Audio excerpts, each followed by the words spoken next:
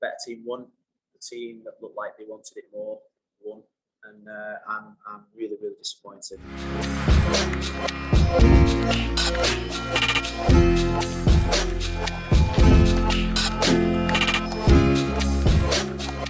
Hey, what's up everybody, and welcome back to Miami Total Football. It's the day after Inter Miami suffered its third defeat of the 2021 season, falling 1-0 to the Chicago Fire in a game that was probably not reflected on the scoreline. Inter Miami could have lost this one by a lot more. They had a great performance by and large from goalkeeper John McCarthy, but he commits a howler, a big mistake on the decisive play, the decisive goal in the 69th minute off a free kick. Now, while some might want to point the finger at McCarthy for that gaffe, for that blunder, again, by and large, he was the reason the team was even in the game at that point in the 69th minute, because Inter Miami had another poor performance. Started really roughly in that first half, not really able to build out, not able to do much with the ball, losing possession regularly, and giving up some chances that the Fire did not put away. And that performance, that overall effort that was put forth, was something that head coach Phil Neville and his players talked about after the game. I think in a football game, what I've said to the team is that we all want to play beautiful football. We all want to get the ball down and play through the phases and create beautiful goals.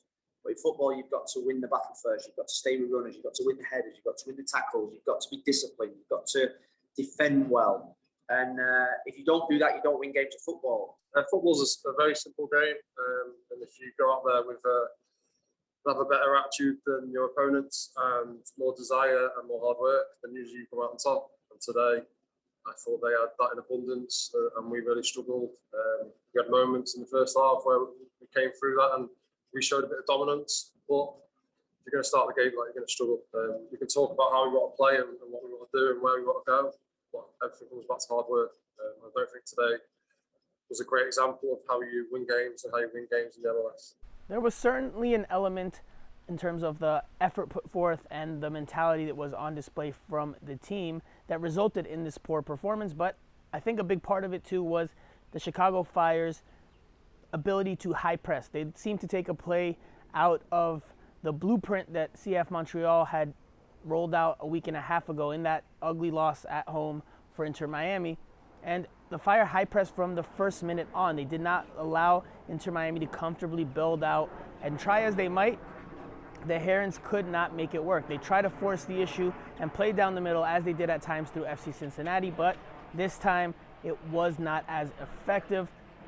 The Chicago Fire were much better at harrying Blaise Matuidi or Leandro Gonzalez-Pires and Ryan Shawcross, and Inter Miami never really could get their build-up going. They could never really string attacking sequences together. They lost the ball very easily, could not hold on to possession, things that have happened in other moments this season. And for me, that's on the players as well as the coaching staff, because they need to find a plan B and they need to find a way to execute a plan B, because in this one they resorted to lumping long balls forward, and again, going back to the mentality and the effort, they couldn't win second balls. They couldn't win 50-50s, not regularly enough anyway, and that resulted in the ugly performance. I don't think any of us can look in the mirror and say we did our job right, myself included, my staff and the players. And we need to make sure that we understand that in games of football, that you just cannot just turn up and turn the tap and you get 3 points. We won in Cincinnati, and maybe we thought we could just turn up here tonight and win the game without winning the battle first, and that's what makes me really disappointed, and the players are bitterly disappointed in there, and rightly so. Of course, another big talking point in this one was Robbie Robinson's injury. He came into the game at the start of the second half after recently recovering from the hamstring injury that had plagued him for much of these first 6 weeks of this season. And he lasted only until the 80th minute before he apparently tweaked that same injury in his left leg. Again, he pulled up lame, crumbled to the ground, and immediately you saw that he had tears on his face and was pretty devastated that he had suffered another injury. And for Inter Miami, they need to figure out what's going on there. Whether the medical staff has to take a deeper dive into Robbie Robinson's health and his training regimen and what his body can and cannot take, or whether it's Robbie Robinson having to change or alter how he goes about things. Again, not sure. We don't know why he's getting these injuries. It could just be a case of bad luck. But regardless, Inter Miami plans to take a deep dive into figuring out how to get him healthy so it benefits him as well as the team. What we need to do now is we need to investigate a little bit more into, he's a speed type player. I've played with these players in the past. When you're built on speed, you are susceptible to these injuries, and it's the reoccurring ones that we need to make sure that it never happens, because you see the reaction of the boy. He's devastated. We're devastated for him. One more thing that I'll touch on in this game is that while it's not on any one player in particular, because again, collectively, the team had a disappointing day, bar a few individual players having okay to solid performances like Gregori, in my opinion, or Christian McCoon.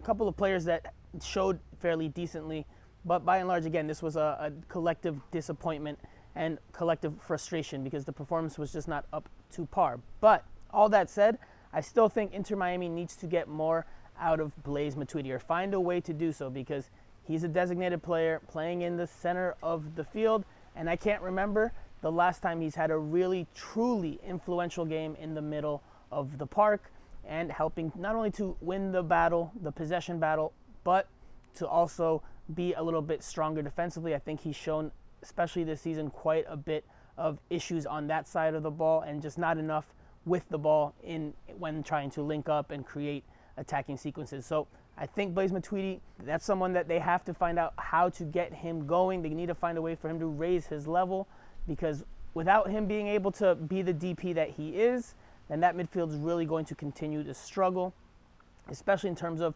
building up attacking sequences, if that's that route that Inter Miami wants to continue to take. It's like I say, I think nobody comes and knocks at your door and just gives you 3 points. Nobody comes and knocks at your door and gives you success. Nobody comes and knocks at your door and just hands it to you on a plate. You've got to go out there and you've got to earn the right. And we didn't, and they did, and that's why they won the game. But that about does it for now. What did you think of Inter Miami's 1-0 loss to the Chicago Fire? Or are you as disappointed and frustrated as you've been with the performance this year, or even dating back to last year?